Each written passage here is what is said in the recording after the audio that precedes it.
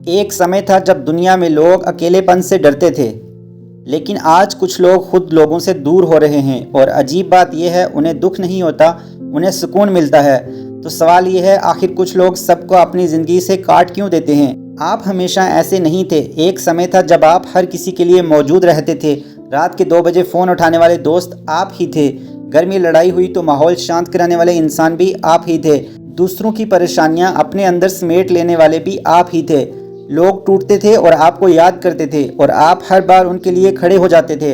लेकिन धीरे धीरे आपने एक चीज़ नोटिस की, लोग वही गलती बार बार दोहराते रहे, वही शिकायतें, वही ड्रामा, वही दर्द, और हर बार आपका इस्तेमाल एक इमोशनल सपोर्ट सिस्टम की तरह होता रहा। फिर एक दिन आपने फ़ोन नहीं उठाया और कुछ बुरा नहीं हुआ, बल्कि पहली बार ज़िंदगी थोड़ी शांत लगी। यही वो पल था जहां सब बदल गया।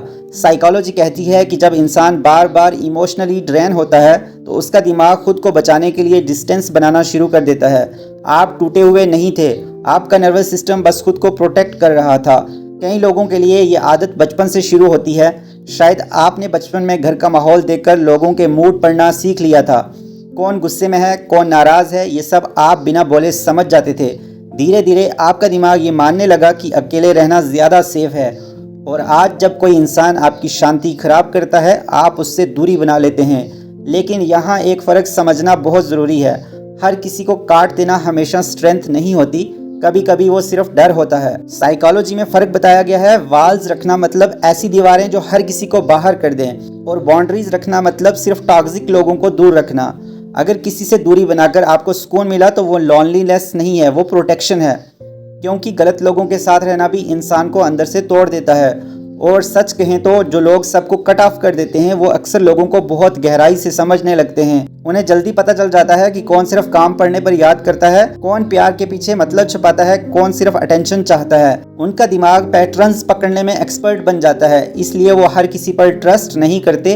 और इसका मतलब ये नहीं कि वो हर्टलेस हैं, असल में वो सिर्फ सिलेक्टिव हो गए हैं। समाज उन्हें एंटी सोशल कहता है, लेकिन शायद सही शब्द कुछ और है, सॉलिट्यूड।